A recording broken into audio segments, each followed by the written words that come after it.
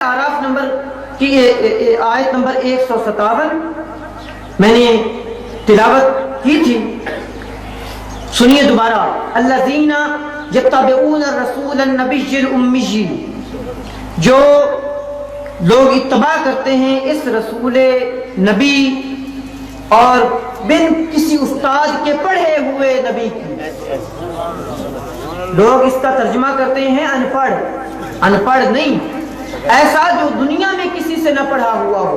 अगर सरकार दुनिया में किसी से पढ़े होते तो फिर ये एतराज होता कि ये सबक तो फलां उस्ताद ने सिखाया, इसमें रसूल का तो कमाल कोई नहीं। इसीलिए अल्लाह ने फरमाया अनपढ़ वो होता है जो किसी से ना पढ़ा हुआ हो। आप पढ़े लिखे हैं लेकिन आप किसी दुनियावी उस्ताद के पढ़े लिखे नहीं हैं। कुरान में आपकी सिफ्त आई है अन्नबिय्यिल उम्मिय्यल्लज़ी यजिदूनहु मक्तूबन, ये ईसाई और यहूदी लोग जिसको लिखा हुआ पाते हैं अपने ताई यानी अपनी किताबों में फित तौरात वल इंजील, अपनी तौरात और इंजील में नबी अलैहिस्सलातु वस्सलाम की ये सिफात लिखी हुई पाते हैं। करते क्या है, यामुरुहुम बिल मारूफ, वो नेकी का हुक्म देते हैं, वयनहाहुम अनिल मुनकर, और वो बुराई से इन लोगों को मना करते हैं। सुनी मेरी बात, ये बड़ा काबिल गौर पॉइंट है, मुझे थोड़ा सा आगे चल लेने दीजिए, इंशाल्लाह आपको बड़ा मजा आएगा। वयुहिल्लु लहुमुत तय्यिबात वयुहर्रिमु अलैहिमुल खबाइस, एक तो उनको नेकी का हुक्म देते हैं, एक बुराई से रोकते हैं, और दूसरा हलाल चीजों को, पाक चीजों को उनके लिए हलाल करता है ये नबी, और खबाइस चीजों को, जो नापाक चीजें हैं उनको हराम करता है। आप रोक के पूछता हूं, हलाल या हराम करना ये अल्लाह की शान है या रसूल की शान है? अल्लाह की शान है, लेकिन कुरान तो कहता है कि ये रसूल की भी शान है। या तो कुरान रसूल को कह रहा है कि ये नबी उम्मी ये हलाल भी कर जानता है और हलाल भी कर जानता है, यानी आप शारे भी हैं, इस शरीयत की तशरीह भी करने वाले हैं और इस शरीयत के शारे भी हैं।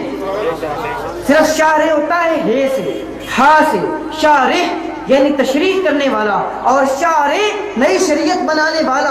कुरान की इस आयत ने साबित किया यामुरुहुम बिल मारूफ, ये तो पता लग गया कि तशरीह करते हैं उन बातों की जो पहले से जायज है, और रोकते हैं उन बातों से जिनसे अल्लाह ने रोका है। लेकिन अगली आयत तो देखिए, अल्लाह फरमाता है वयुहिल्लु लहुमुत तय्यिबात, जो पाकीज़ा चीजें हैं वो रसूल हलाल करता है इनके लिए। कुरान पाक में कहीं जिक्र है, कोई मुझे मुफ्ती शुफ्ती अलामा फहमा ये दिखा दे कि कहीं जिक्र है कि कुत्ता हराम है, आप कुत्ते को हलाल समझते हो कि हराम समझते हो? बताओ ना, डरते क्यों? हराम कुरान में कहीं लिखा है? तो फिर बिला वजह कुरान की रट लगाई देना, नबी अलैहिस्सलाम की सुन्नत को पर धक्के देना, ये मुसलमानी है? अगर नहीं लिखा हो तो फिर कुत्तों को खाना शुरू कर दो। कुरान फरमाता है कि ये नबी हलाल और हराम करता है, ये महज शारे नहीं बल्कि ये शारे है, ये शरीयत को तरतीब देने वाला है। शरीयत किसके दमे कदम से है? तुम कहते हो कि रसूल के पास कोई अख्तियार ही नहीं है। रसूल के पास अख्तियार ना होता तो आज कुत्ते हलाल होते कि हराम होते? रसूल को अख्तियार था, वहां तो सिर्फ वला मल खिंजीर है ना, और लोग बात पढ़ते हैं माउहिल्ला बिही लगैरिल्लाह है, सुभान जाओ मौला की फरासत के। एक फिर खंजीर का गोश्त रावो, बाकी तो फिर हर चीज मौलाना साहब आपके लिए हलाल हुई ना? नहीं, हराम क्यों है? क्योंकि मेरी सरकार ने इसको हराम कर रहा था, तलकीद नहीं कर रहा, ये किसी में तलकीद नहीं, ये आम बात है, आप लोगों को भी समझा रहा हूँ कि फिर हमारे लिए भी सब चीजें हलाल होती हैं। वयुहिल्लु लहुमुत तय्यिबात, पाकीज़ा चीजें रसूल हलाल करता है, वयुहर्रिमु अलैहिमुल खबाइस, और जो खबीस चीजें हैं, गंदी और घटिया चीजें हैं, उनको तुम पर हराम कर देता है। और नबी ने किया क्या, वयज़उ अन्हुम इसरहुम, और तुम पर जो कुफ्र और शिरक का बोझ था वो भी उतार दिया। अल्लाह ने नहीं, रसूल ने यार, ये रसूल की सिफ्त है। घर जाके इस आयत को चेक करना है, सूरत आराफ की इस आयत को, ये 7वें 8वें सिपारे में सूरत आराफ है, इसको चेक करना है। 157 नंबर आयत, 157 यानी 157, आप चेक कीजिएगा, ये रसूल की सिफात हैं। फिर क्या करता है, वयज़उ अन्हुम इसरहुम वल अगलाल अल्लती कानत अलैहिम, और जो उन पर कुफ्र और शिरक और नाफरमानियों का बोझ था रसूल ने वो भी उतार दिया। جب اتار دیا، یہ سارے کام رسول نے کر دیے، تو پھر اللہ تعالیٰ نے کچھ رسول کی عزت کی خاطر کچھ چیزیں لوگوں سے طلب کر لی، طلب کر کیا کر لیا، فَالَّذِينَ آمَنُوا بِهِ، اب ان لوگوں کے لیے چاہیے کہ وہ اس پر ایمان لے آئیں،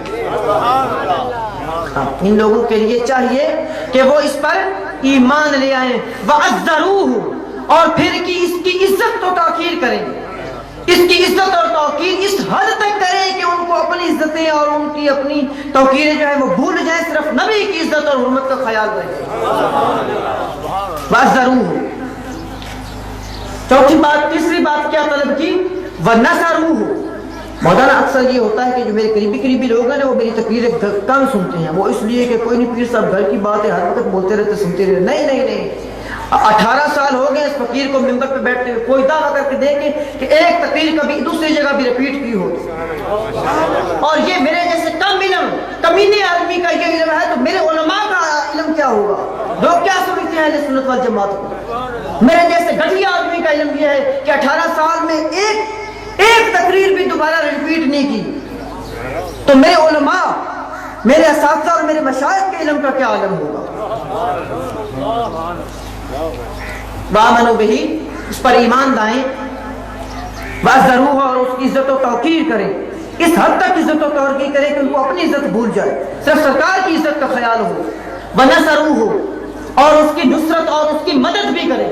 مولوی صاحب اس دور میں کہتے ہیں کہ کسی کی مدد کرنا شرک ہوتا ہے، یا اللہ تعالیٰ نے نہیں کہا کہ میں رسول کی مدد کروں گا، فرمایا تم لوگ مدد کرو، وہ لوگ مدد کرتے ہیں یا وہ لوگ مدد کریں گے، وہ لوگ مدد کریں گے، وَاتَّبَعُوا، اور اتباع کرو، وَالنُّورُ، اس نور کی، الَّذِي أُنزِلَ مَعَهُ، جو اس کے ساتھ میں نے اتارا، یعنی قرآن مجید۔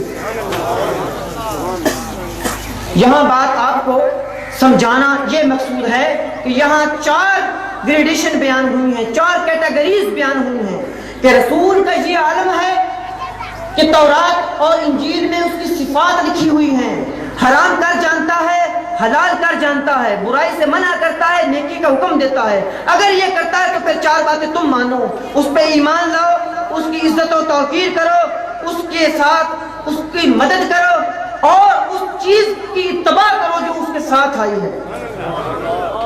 سب سے پہلے بات رہے گی ایمان کی، دوسری بات رہ گئی عزت و توقیر کی، تیسری بات رہ گئی آپ کے ساتھ مدد کرنے کی، اور واتبعوا، اور اتباع کرو اس نور کی۔ لوگ اتباع کے پیچھے پڑے ہوئے، اتباع رسول، اتباع رسول، اتباع رسول، پہلی 3 چیزیں کدھر گئی؟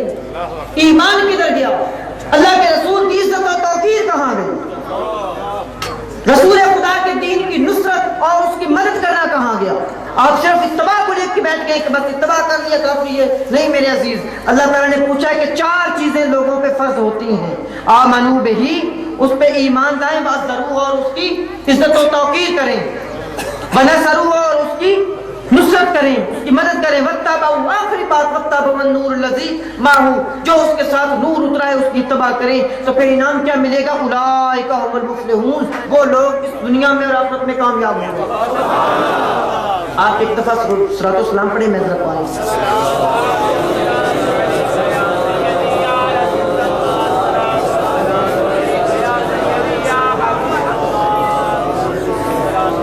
اور میاں خوشبو چھڑکنے والے، تم بھی بیٹھ جاؤ یار، بات سنو۔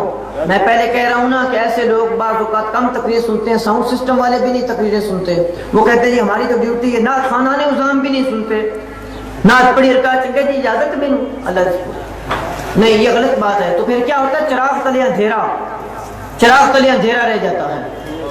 آپ نے چراغ تلے اندھیرا سنا ہے کہ چراغ دوسری دنیا کو روشنی فراہم کرتا ہے لیکن اپنی اس کے ہاتھ نیچے اندھیرا ہوتا ہے؟ ایسی بات نہ رہے۔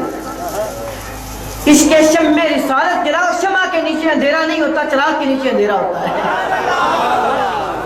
شمع عشق، شمع رسالت جلاؤ، اس کے نیچے بھی اندھیرا نہیں رہتا، وہ چاروں طرف یکساں روشنی دیتی ہے۔